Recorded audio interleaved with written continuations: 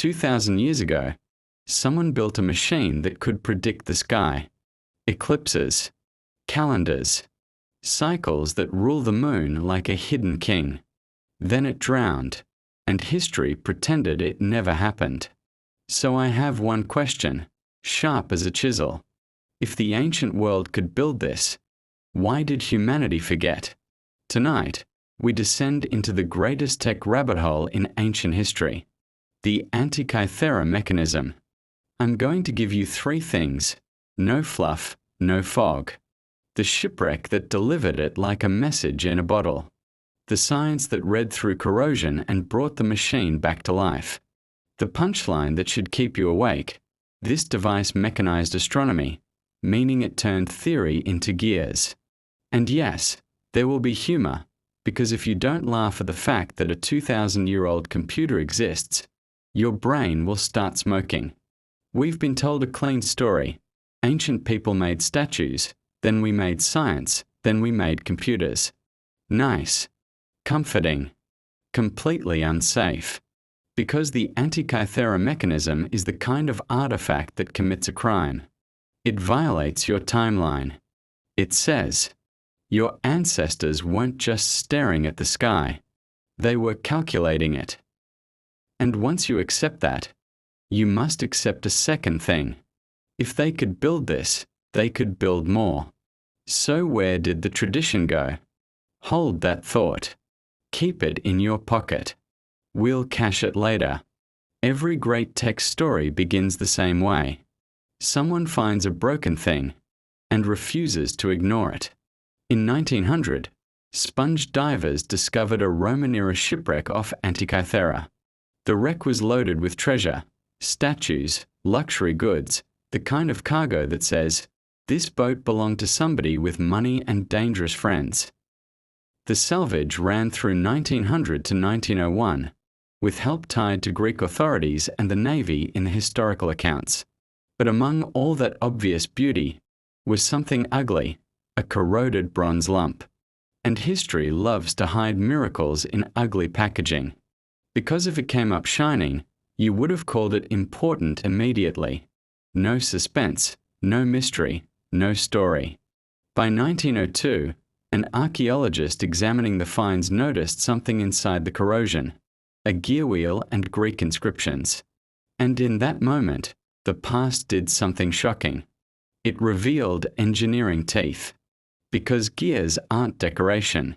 Gears are intention. Gears means someone wanted motion to mean math. And now we arrive at the first proper question. If this is a machine, what was it designed to do? To read an ancient book, you turn pages. To read an ancient machine, you turn X-rays. Modern research used advanced imaging, especially X-ray computed tomography, to see inside the corroded fragments and recover details that your eyes can't.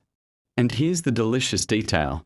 The machine carried inscriptions describing what it was supposed to display: motions of the sun, moon, and the 5 planets known to antiquity, and how they appeared on the front.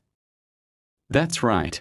Even in ancient Greece, devices came with something like a user guide, except instead of click here to continue, it's behold the cosmos. Researchers describe it as an ancient Greek astronomical calculator, an engineered model that tracks cycles in the sky using gears. It's fragmented, only part survives, but what survives is enough to prove the point. This wasn't a toy. It was a computational instrument. Now, let's walk the machine like a museum tour. Except we don't whisper. We gasp. If the front is the sky displayed, the back is the sky predicted. One major backdial is built around the Metonic cycle, a 19-year cycle that aligns lunar months with the solar year. It's based on 235 lunar months fitting into 19 years with remarkable accuracy. Translation: this machine lets you keep calendars in sync, so your months don't drift away from your seasons like a distracted goat. And yes, I know. Why does that matter? Because calendars are power. Calendars decide festivals, farming schedules, civic life, basically when society agrees to do anything. So the mechanism wasn't just measuring time. It was organizing civilization. Then comes the dial that makes the story feel supernatural, until you remember its math. The Saros cycle, used for eclipse prediction, structured as 223 lunar months in a spiral. Eclipses were terrifying in ancient times. People treated them like cosmic warnings. But this machine treated eclipses like scheduled appointments. Imagine the flex. Don't panic. The sun will do the scary thing on Tuesday. That is not magic. That is computation disguised as bronze. And here's the kind of clue that feels small until it detonates. Researchers identified all 12-month names on the Metonic calendar, and they were unexpectedly Corinthian in origin, meaning the machine carries a regional fingerprint. This isn't just Greek. It's which Greek world? That's like finding a modern laptop and realizing the keyboard layout tells you what country it was built for. And now you're thinking what I'm thinking. Who was capable of building this? Keep that thought. We are not done yet. Now we face the front. The part that turns your hand into a time traveler. A major 2021 reconstruction in Scientific Reports argues the front display showed an ancient Greek cosmos, Sun, Moon, and the 5 planets known in antiquity: Mercury, Venus, Mars, Jupiter, Saturn, with inscriptions describing their motions and how they were displayed. Let's pause and respect the insanity. They didn't just track days. They modeled planetary motion mechanically. No electricity. No silicon. No update available. Just gears, ratios, and a mind that refused to accept mystery as an excuse. Also, tiny comedic truth. This means ancient engineers were basically saying, look, the universe is complicated, but I can build a box that explains it. That's either confidence or the earliest recorded case of engineering arrogance. Possibly both. The research also highlights that the mechanism included calendar outputs tied to real human schedules, like an Olympiad cycle. Because time is not only astronomy. Time is when people agree to meet, compete, worship, trade, plant, harvest. This is why I call it the ancient computer that predicted the sky. It didn't just show the heavens. It turned the heavens into usable information. Now we return to the question we hid earlier like a blade in velvet. If this existed, why didn't it change everything permanently? Why don't we have 1,000 Antikythera mechanisms? Here's the uncomfortable truth. History is not a perfect archive. History is a crime scene. Bronze gets recycled. Workshops vanish. Empires reorder priorities. Libraries burn. And sometimes, genius sinks on a ship.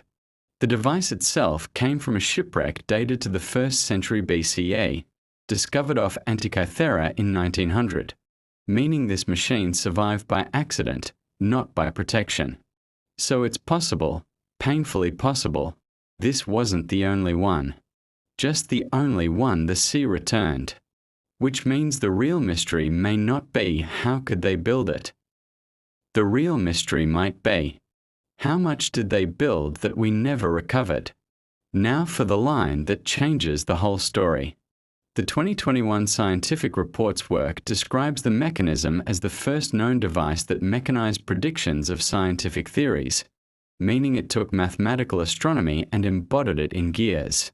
That's the point. That's the dagger. Because the essence of computing isn't screens. It's the idea that a theory can be turned into a machine. And once you accept that ancient people did that, your timeline breaks open. You start asking, what other modern ideas existed early, then vanished? And then you realize, quietly, beautifully, that human progress isn't a straight ladder. It's a torch relay. and sometimes the torch falls into the sea. So why did humanity forget?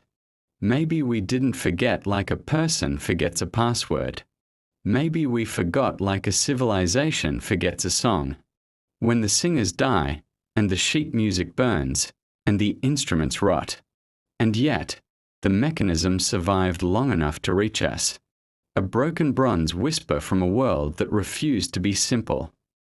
That's why this story shocks every listener, because it proves brilliance is not owned by the present, and it leaves you with a beautiful feeling afterward, because it proves something else too. Even when knowledge is lost, humans can rediscover it. The sky is still there. The cycles still turn. And the gears can be built again. Now tell me in the comments, A or B. A. This was a one-off masterpiece. B. This proves a lost engineering tradition. And if you want the next descent into strange science and tech you never knew, the next episode is the Antikythera Shipwreck. What else is still down there? Subscribe, because history is not only written in books. Sometimes it's written in gears.